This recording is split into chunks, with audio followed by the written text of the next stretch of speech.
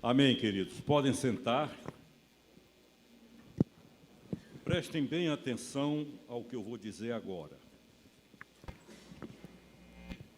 Não chamem o que eu vou falar de sermão, porque não é. Tem nada de sermão. Essa é uma palavra que Deus me deu numa madrugada e que me levou a derramar muitas lágrimas. E eu quero compartilhar com vocês. Quero que Deus faça o que só Ele pode fazer. Eu vejo um grupo grande, mas Deus vê um por um. Conhece um por um. E o versículo que foi lido no Salmo 126 fala de cativeiro. Quando o Senhor trouxe os cativos de volta a Sião, ficamos como quem sonha. Mas entre este sonho e a saída deles para o cativeiro, muita coisa aconteceu. A espera foi longa, a espera foi difícil, foram dias e momentos indescritíveis. A crueldade extrema dos conquistadores era conhecido em todo o planeta naqueles dias. Eles andaram, a viagem foi de 800 quilômetros a pé. Saindo de casa do lar para irem para um cativeiro terrível. 800 quilômetros a pé.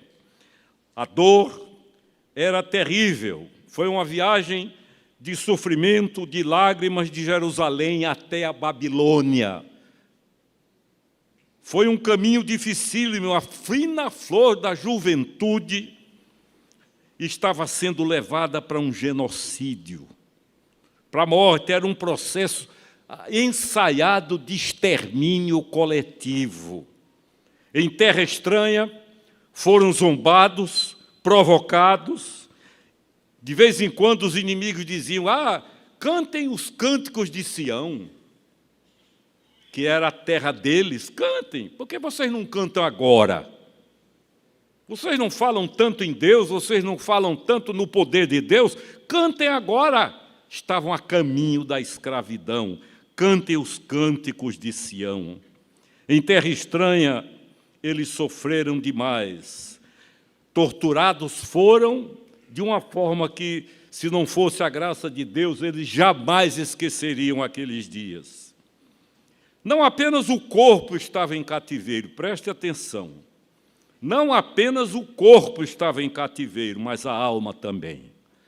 E eu já disse aqui várias vezes que a palavra grega bíblica para alma é psique. É essa escravidão da alma, da mente, da psique, que faz com que muitas vezes a pessoa sofra pelo que fez, mas não pensa antes, porque há contaminação aqui, né? Então, a alma em crescimento. Como é difícil viver de memórias. Como é difícil viver quando se tem certeza de que o bom ficou para trás, de que o presente é catastrófico e o futuro é duvidoso. É sofrimento contínuo na vida. E eu peço também que cada um olhe para si. A Bíblia diz: examine-se o homem a si mesmo. Não é examinar o outro. Não é dizer: fulano devia estar aqui. Você está, é uma bênção de Deus. Mas havia uma promessa. A única coisa que aliviava era a promessa de Deus. Havia uma esperança acima de todo o vendaval tempestuoso da destruição. Soprava uma brisa de esperança, suave, delicada, sutil, mas insistentemente teimosa. Por pior que sejam as nossas dores, erros e sofrimentos, há uma coisa que jamais morrerá: a esperança daqueles que creem no Senhor Jesus. Ironicamente, Deus fez coisas de uma santa ironia. O Salmo 126 descreve a embriaguez da libertação e da vitória tida como impossível. Aquela vitória que quem olha fundamentado na lógica, na racionalidade, mas não adianta, coitado, está sonhando, está delirando. Era impossível, dominados, vencidos, desarmados.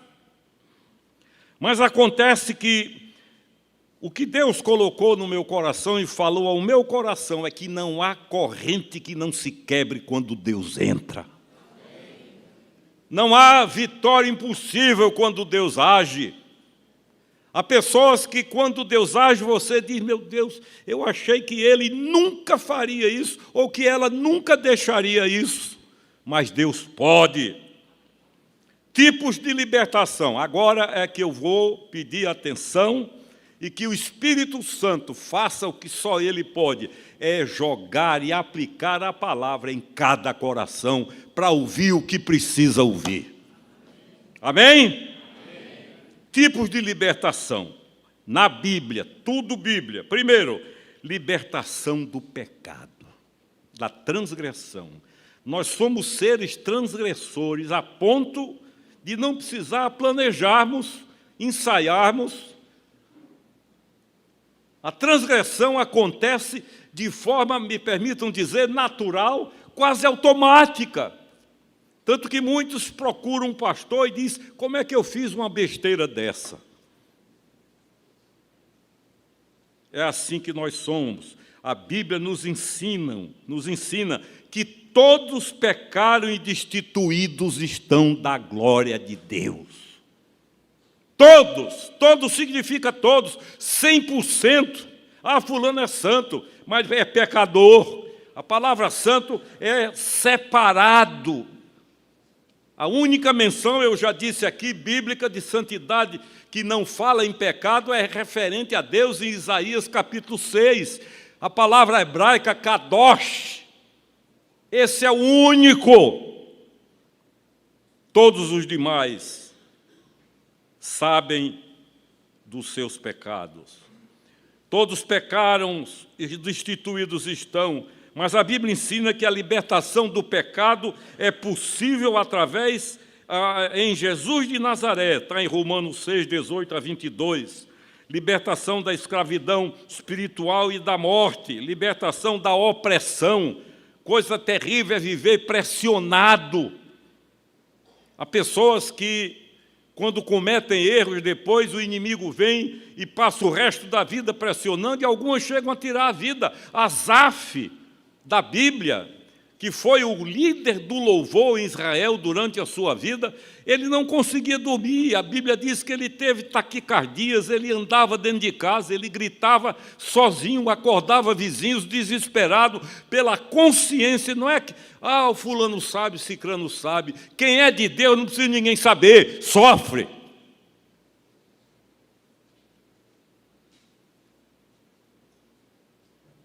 Também o Senhor apresenta-se como aquele que veio para tirar a pressão, oprimidos, e enxugar as lágrimas dos que choram. Então, queridos, há muita gente, eu não preciso ser profeta, nem adivinho, e nem estou dizendo nenhuma loucura ou irresponsabilidade. Todos nós aqui precisamos de libertação. Quem disser, eu não preciso, então já está precisando.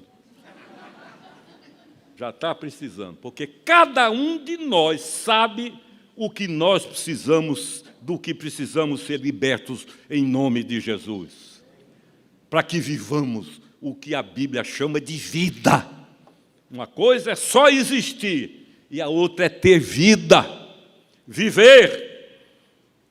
Libertação da opressão, eu digo e repito, que é aquilo que tira sono, pressão. A opressão é pressão. Você não consegue dormir, perde a fome, é uma agonia, é uma luta, vê o que não existe, foge do que não é realidade, porque está oprimido e oprimida. Acha que todo mundo sabe do seu erro. Às vezes ninguém sabe, mas não precisa, você sabe. Libertação daqueles que vivem em aflição. É o que diz o Salmo 34, 17 e 18, em relação aos que choram. Libertação da morte. O medo da morte. Não é que vai dizer, agora eu gosto de morrer, não é isso. Mas desaparece o medo. Uma das pessoas mais bem-humoradas em relação à morte, que zombava da morte, foi papai. Técio o conheceu, e quando alguém chegava junto dele, ele era até inconveniente algumas horas, porque era muito bem-humorado, e alguém dizia, seu Ximenes, fulano morreu, e papai dizia, antes ele do que eu. Uma vez foram levar a notícia da morte de uma amiga da minha mãe, e quando deram a notícia, papai emendou e disse, é o caminho de vocês todos. Nunca vi alguém zombar da morte como ele. E quando exalou o último suspiro, foi sorrindo, dando adeus a gente, e partiu com um sorriso no rosto. Queridos e queridas, libertação da ansiedade. Há uma coisa pior do que ansiedade. Você sofre com a ansiedade para depois descobrir que não era nada daquilo. Mas há um ser chamado Lúcifer que investe na ansiedade para tirar a paz, para destruir uma família, para acabar com o ministério, para arrasar com a esperança. Eu quero dizer a vocês que hoje é noite de aprender a libertação. Porque foi assim com minha vida. E vai ser com a de quem crê. Amém? Como é que há a verdadeira libertação? Primeiro começa na mente. Tudo é aqui. Não é à toa que a palavra grega para mente é psique. É aqui que nascem as coisas que constroem e muito mais, às vezes, as que destroem. Há pessoas que são capazes de perder a vida pela agonia do que a mente traz. Tudo começa aqui, tudo vai depender do que nós colocamos na mente. Se nós colocamos sujeira, nós vamos ter sujeira. Se nós colocamos coisas ruins, vamos experimentar coisas ruins. Se nós colocamos a palavra de Deus, nós vamos vencer. Não é religião, é obediência. Não é religiosidade, é comunhão com Deus. Eu já contei aqui, quando perguntaram a Billy Graham, o senhor crê que Deus existe? Ele disse, claro, acabei de falar com ele. Uma resposta irônica, sábia, profunda e bem-humorada. Também, para que haja libertação, é preciso coragem. Não é aquele tipo que diz, mas o que é que fulano vai pensar? O que é que cicrana vai pensar? Pouco importa o que pensam, o importante é o que Deus pensa de nós. O importante é a libertação. O importante é a vitória. Em terceiro lugar, a libertação é um processo, não é um ato. Não é uma varinha que você dá uma plim e aí está resolvido. Não é.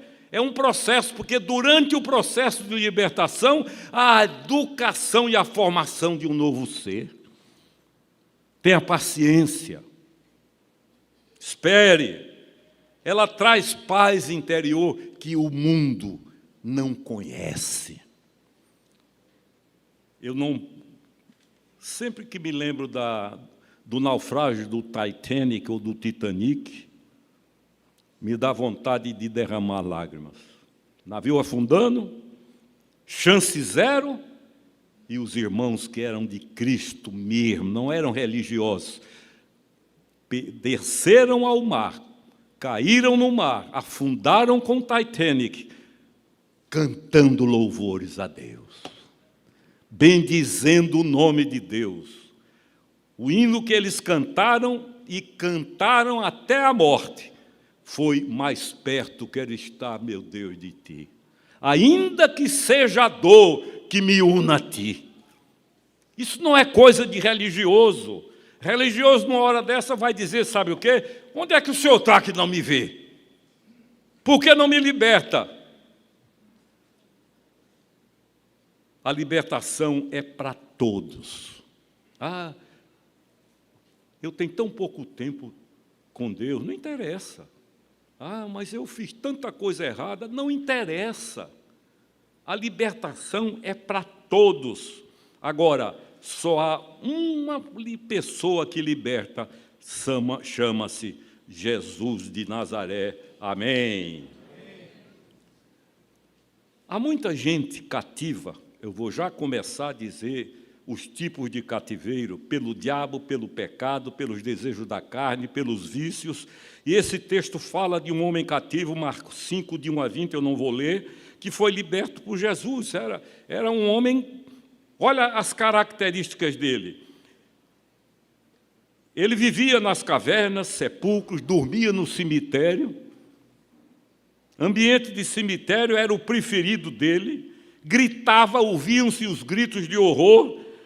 E ele, de repente, foi dominado por demônios. Era anônimo, não tinha identidade, não tinha nome, não tinha linhagem, não tinha referência, não tinha fama, não tinha títulos ou prestígio social, estava sob domínio absoluto de forças malignas. Tudo isso que eu estou dizendo está escrito na Bíblia, eu não vou ler porque demora. A Bíblia diz que ele era possuído por espíritos imundos. O que é espírito? Aí é uma energia, não tem nada de energia, energia com a CELP. A palavra espírito na Bíblia é pneuma, vento. Sabe por quê? Eu já disse aqui, você pode ter tudo perfeito no corpo, mas se não tiver, morre. Não é? Morre. É isso que é espírito. Por isso que a Bíblia diz que quando nós morremos, veja o corpo. Eu li recentemente uma palavra muito interessante, onde o escritor dizia: tudo que o mundo oferece apodrece. Ah, fulano foi um grande guerreiro, um lutador. 3, 4 dias depois, me permitam, está fedendo. Agora o espírito permanece, porque espírito é pneuma. E por isso a Bíblia diz que lá os que são dele terão um novo corpo. Também, queridos, ele era furioso, não tinha identidade, eu repito, ele não fazia sua vontade, era controlado pelos demônios, não tinha equilíbrio mental, verso 2, tudo isso é verso bíblico. Não tinha mais pureza, os demônios só o empurravam para o imundo, para o sujo, para o asqueroso e nojento. Ele vivia fazendo despachos em cemitérios. Eu conheci gente assim. De vez em quando eu falo a vocês sobre Darlene Glória, Darlene fez isso, ia para cemitério meia-noite fazer despacho. Não tinha mais gosto pela vida, diz o verso 3, porque vivia nos sepulcros. Quem vive em sepulcro não tem mais gosto pela vida. Não tinha descanso, andava noite e dia. Não tinha mais amor próprio, porque ele se feria com pedras, ele mesmo feria o corpo dele. Eu estou dizendo toda essa realidade porque é um fato, não é invenção, para que vocês vejam aonde pode chegar uma vida que se afasta de Deus. Antes, o que ele mais queria era que Jesus se afastasse dele. Quando ele conheceu mesmo Jesus, ele queria andar com Jesus. Antes do cemitério, sepulcros, reino da morte, agora aos pés de Jesus a ressurreição e a vida. Antes era um arauto da morte, da derrota, da desgraça, não obedecia a ninguém, agora obedece à ordem de Jesus e vai pregar a 10 cidades. Ele visitou 10 cidades, pregando o Evangelho, para dizer que não era teoria, porque a vida dele foi transformada. O gadareno era assim. O povo não aguentava mais, mandava Jesus embora. Não perturbe a nossa comodidade, não perturbe os nossos bens, não mexa com a nossa religião, mas uma das coisas lindas é que Jesus não desiste, nem de mim, nem de você. Não há perigo. Aquele que é dele está carimbado. De vez em quando sofre um pouquinho para se corrigir, É como um pai e uma mãe que disciplinam um filho. Quando eu levava minhas surras, eu dizia: mamãe não me ama. Ama.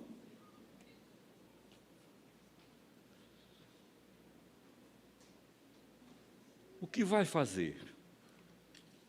O que você vai fazer? É você quem decide. Não tem procuração para o relacionamento com Deus. Não tem. Nenhuma procuração. Todos nós precisamos aprender a nos relacionarmos com Deus. Agora, o que eu acho interessante é que, quando Deus trouxe os cativos de volta, porque depois de anos eles foram libertos e Deus os trouxe de volta, aí a palavra do salmista é: ficamos como quem sonha. A desobediência gera pesadelos, a obediência gera sonhos, alegria. A crueldade extrema dos conquistadores era conhecida. A fina flor da juventude foi quase destruída. Em terra estranha foram zombados, provocados, porque os que os levaram como escravos diziam: vocês que falam no Deus de vocês, cantem aqui agora os louvores que vocês gostam. Cantem para a gente ouvir, cantem para a gente conhecer. O que era bom se foi. Queridos, é difícil viver de memória. Quem só tem memória boa é coisa boa, mas o presente é mais importante. O presente é a vida que vivemos. Nós não podemos ser aquele tipo que só vive do passado. Uma vez aqui num gabinete meu, logo que eu cheguei aqui, uma senhora disse: só fazia chorar e reclamar. Eu digo: o que é isso? Ela me disse: bispo, o que me trouxe felicidade na vida está há 50 anos para trás. E eu pensei: não é vida, é sobrevivência. Uma pessoa que as melhores coisas estão há 50 anos passados, não era somente o corpo que estava cativo, era a alma cativa, presa. Como é difícil isto. O presente de muita gente é tétrico, o passado difícil, é terrível, e o futuro é uma dúvida enorme. Gente assim não vive, existe ou sobrevive.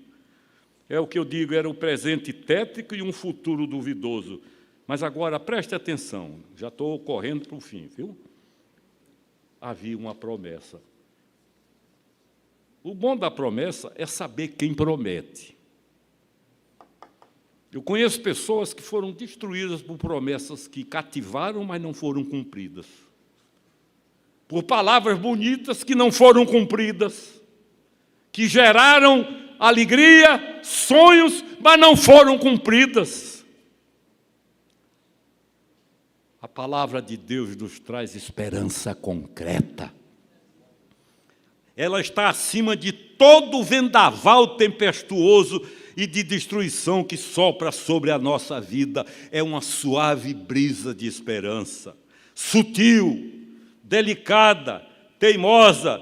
Finalmente, o grito de Deus se faz ouvir. Ironicamente, Deus usa os que fizeram mal para a iniciativa da libertação. São as santas ironias de Deus. O povo que levou cativo foi o povo que conduziu na libertação.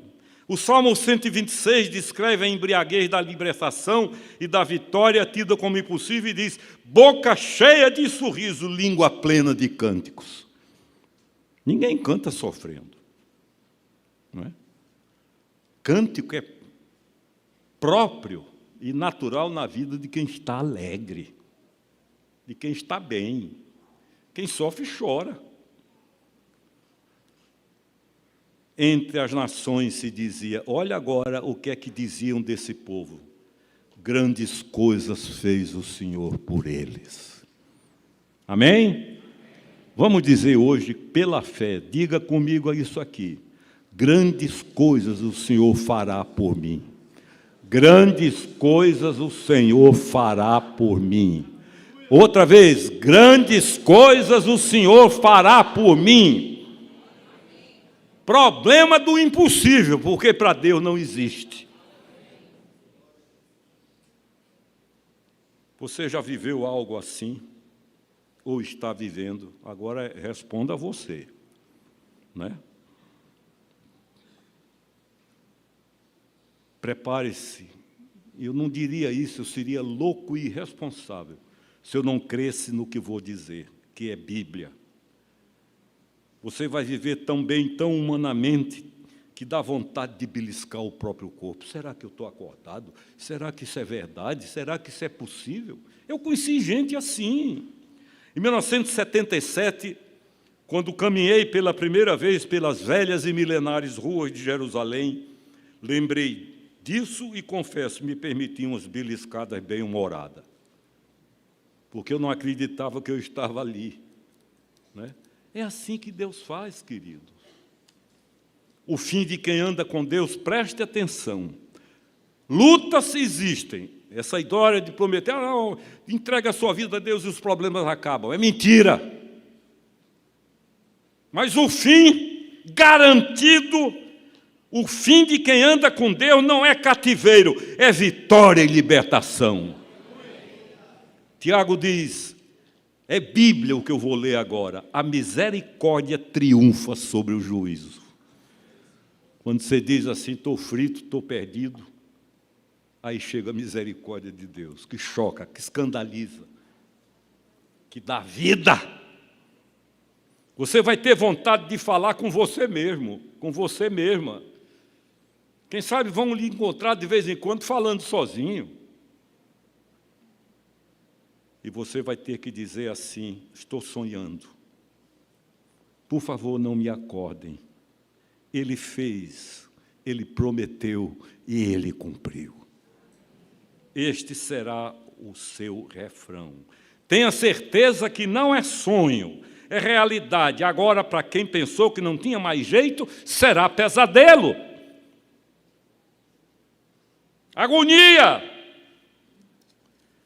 Queridos, esse Deus está aqui. Eu fico impressionado quando eu tive essa experiência com Deus. Porque eu olhava e via coisas que eu dizia assim, não tem jeito. É impossível. E aí Deus me deu essas aulas e eu quero transmitir para vocês. Agora, é assunto de cada um.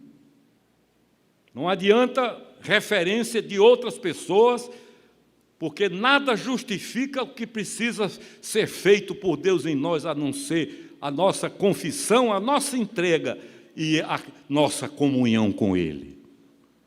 E você vai se tornar irreconhecível, amém? Irreconhecível, libertação. Não devemos dar lugar ao inimigo, ao diabo, o divisor.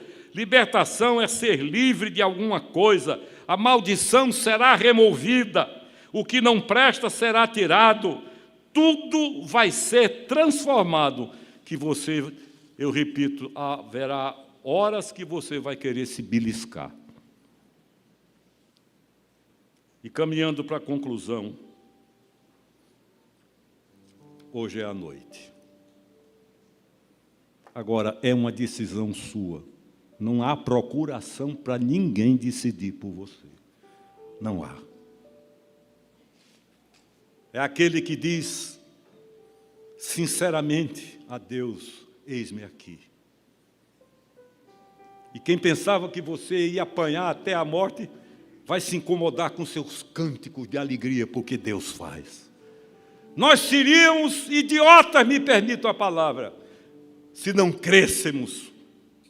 Não deveríamos estar aqui, estamos aqui porque cremos. Criminosos, prostitutas, gente absolutamente derrotada pela vida, pela ilusão da vida, foi restaurada pelo Senhor Jesus Cristo. O que nós precisamos é fazer isso. É Ele que está aqui e é Ele quem liberta. O Senhor liberta, não. Se você depender da minha libertação, você está perdido e perdida. É Ele quem nos liberta. Nós vamos cantar um louvor. E depois eu quero fazer um apelo. Vamos ficar em pé.